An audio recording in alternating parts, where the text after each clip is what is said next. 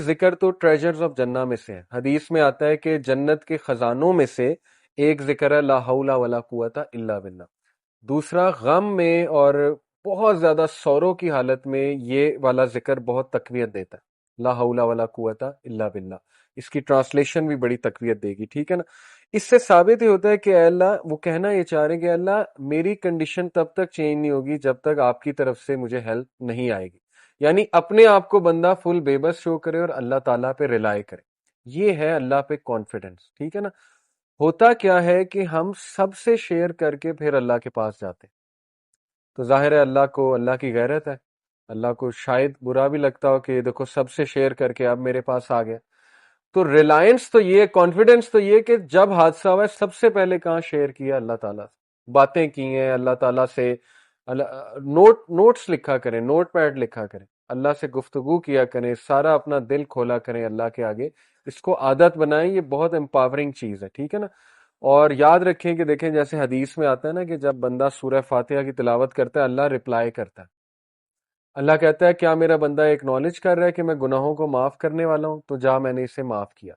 Similarly آپ سوچیں کہ جب انسان غم کی حالت میں ڈائریکٹ اللہ کے پاس جاتا ہے تو اللہ تعالیٰ ضرور فرشتوں کو، میرا ایمان ہے، کہتے ہوں گے کہ یہ دیکھو کتنا اسے مان ہے اپنے رب پہ، ڈائریکٹ میرے پاس آئے، ٹھیک ہے نا.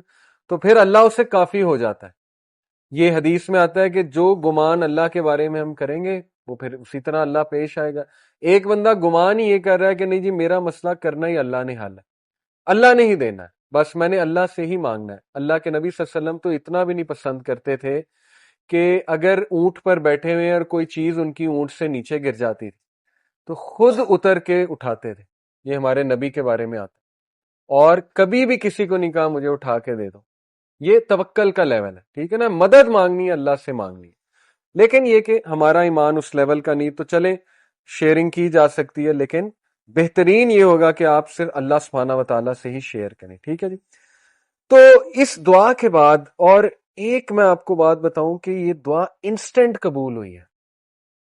اس لیول کی اللہ کی مرسی انسٹنٹ قبول. فرشتے آئے، انہوں نے کہا کہ جبرائیل علیہ السلام آئے، انہوں نے کہا کہ جی میرے ساتھ یہ پہاڑوں کا فرشتہ ہے، حکم کریں، بتائیں جی کہ یہ پہاڑوں کے درمیان اس بستی کو کچل دے گا یہ فرشتہ. تو اللہ کے نبی صلی اللہ علیہ وسلم نے کہا کہ نہیں، ان کی آل اولاد میں سے کچھ ایسے لوگ آئیں گے جو شاید اسلام قبول کریں. تو اس کا مطلب انسٹنٹ دعاز قبول ہوتی ہیں. اس پہ ہمارا ایمان ہونا چاہیے. اللہ انسٹنٹ ریلیف دیتا ہے اگر وہ حق ادا کیا جائے، اللہ کو اس طرح سے پکارا جائے، بالکل آتا ہے انسٹنٹ ریلیف، ٹھیک ہے نا. اس دعا میں بہت ہوپ ہے. انسٹنٹ ریلیف آیا اللہ کے نبی کو. کیسے؟ اللہ کے نبی صلی اللہ علیہ وسلم ایک درخت کے نیچے بیٹھ کے رو رہے تھے. یہ دعا اللہ کے نبی صلی اللہ علیہ وسلم نے ایک درخت کے نیچے کی، ٹھیک ہے نا. اب اس جگہ ایک مسجد ہے، مسجد عدس کہتے ہیں اسے. عدس کون تھا؟ اتبا اور شیبہ، یہ جو دو بھائی تھے. اتبا جو ہے میں نے آپ کو بتایا نا ابو حذیفہ کے والد تھے اور ہند کے والد تھے اتبا. اتبا اور شیبہ اس وقت طائف میں موجود تھے، اس جگہ موجود تھے، اور اتبا اور شیبہ کے وہاں پہ باغات تھے. یہ دونوں بھائی ہیں اتبا اور شیبہ. اتبا جو ہے یہ جنگ بدر میں مارا گیا تھا، ٹھیک ہے نا. شیبہ یہ میرے خیال مسلمان ہو گئے تھے. اینی وے، تو یہ دونوں نے جب دیکھا کہ ان میں تھوڑی سی سمپتھی آئی، انہوں نے دیکھا کہ یہ تو ہمارے بندے کو اس طرح سے انہوں نے مارا ہے، تو تھوڑی سی ظاہر ایفیلیشن ہوتی ہے اپنے بندوں کے ساتھ، تو ان کی غیرت جاگی. انہوں نے کہا کہ نہیں ہم اس کی مدد کریں گے. تو انہوں نے کیا کیا، ان کا ایک غلام تھا عدس، کرسچن تھا. عدس کے ہاتھوں انہوں نے کیا کیا کہ انگور کے جو ہے وہ باغات تھے غالباً، وہاں انگور کے کچھ جو ہے وہ وہاں پر بھیجے انہوں نے. تو انگور ظاہر ہے یہ اللہ کا بڑا ایک آپ کو پتہ ہے نعمت بھی ہے اور بڑا مزے کا فروٹ ہے. اس کو کھانے سے انسٹنٹ گلوکوز لیول بھی آپ ہوتا ہے. تو یہ اللہ کی طرف سے ایک ریلیف فوراً آیا کہ دیکھو وہ لوگ مشرک بھی تمہاری جو ہے وہ ہیلپ کے لیے اللہ تعالیٰ نے ان کے تھرو انگور بھیجے.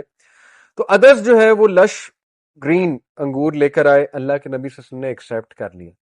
یہاں سے یہ ثابت ہوتا ہے کہ اگر ایز کہیں سے آئے تو ایکسیپٹ کر لیں. حالانکہ وہ مشرک تھے، ٹھیک ہے نا، جن کی طرف سے ایز آ رہی تھی تو ایز پسند تھے. ہمارے نبی صلی اللہ علیہ وسلم نے ایزینس کو پسند کیا ہے، یہ بات آپ یاد رکھیں. اوکے، عدس نے جو ہے وہ جب فروٹس دیے تو رسول اللہ صلی اللہ علیہ وسلم نے بسم اللہ پڑھا. اب جب بسم اللہ انہوں نے کہا تو عدس جو ہے وہ بڑا شوق ہوا اور اس نے کہا یہ کیا فریز ہے، یہ جو آپ نے ابھی کہا یہ کیا ہے؟ تو نبی صلی اللہ علیہ وسلم نے کہا کہ یہ ایسی ایک چیز ہے جو میرے رب نے مجھے سکھائی ہے. پھر اللہ کے نبی صلی اللہ علیہ وسلم نے پوچھا کہ ادس تم کہاں سے ہو، کس علاقے سے ہو؟ تو ادس نے کہا کہ میں نینوا سے ہوں. نینوا اس کا تلفظ ہے NINEVEH. نینوا جو ہے یہ عراق کی ایک سٹی ہے، پرانی سٹی ہے. تو رسول اللہ صلی اللہ علیہ وسلم نے اسمائل کیا اور کہا یوسف ابن متا، یعنی ان کی سٹی سے ہو، یوسف ابن متا کی قوم سے ہو، ان کی سٹی سے ہو. یونس ابن متا، حضرت یونس کی بات ہو رہی. حضرت یونس جو ہے وہ نینوا کے علاقے میں آئے تھے. ادس اتنا شوق ہوا اور اس نے کہا کہ یونس کا آپ کو کیسے پتا ہے؟ یہ تو کسی کو نہیں پتا ہے، عربس کو تو یونس کا دور دور تک نہیں پتا. ٹھیک ہے نا، عربس پہ تو کبھی کوئی نبی آیا ہی نہیں، نہ جو ہے اتنا نالج شاید بنی اسرائیل کو بھی نہ ہو، لیکن آپ کو کیسے یونس کا پتا ہے؟ تو اللہ کے نبی صلی اللہ علیہ وسلم نے کہا وہ میرے بھائی ہیں اور میں ان کا بھائی ہوں، اور ہم دونوں اللہ کی طرف سے نبی ہیں. یہ سنتے ہی ادس نے رسول اللہ صلی اللہ علیہ وسلم کے پیر مبارک چومنا شروع کر، فیٹ چومنا شروع کر دی ادس نے، اور ادس نے کلمہ پڑھ. اور جب یہ سین سارا دیکھا عتبہ نے اور شیبہ نے، تو اتنا وہ غصے بھی ہوئے، حیران بھی ہوئے کہ ہم نے تو تجھے انگور دے کر بھیجا تھا، تو پاؤں چومنے لگ گیا، تو ایسا تو نے کیوں کیا؟ تو اس نے جواب دیا کہ او مائی ماسٹرز، اے میرے masters, there is no one on earth better than this man since he is a prophet as he told me things only a prophet can know. اس انسان نے مجھے وہ بات بتائی جو صرف انبیاء کو پتا ہے، جو نبی ہی جان سکتے ہیں. تو ادس نے رائٹ دین جو ہے وہ اسلام قبول کر لیا. یہ انسٹنٹ ریلیف ہے کہ محمد صلی اللہ علیہ وسلم آپ کی محنت رنگ لائی ہے. اگر اس بستی نے ریجیکٹ کیا ہے تو یہ دیکھ لیں ریلیف بھی آ گیا. اوکے، تو انسٹنٹ ریلیف پہ بلیف رکھیں، انسٹنٹ ریلیف پہ ایمان رکھیں.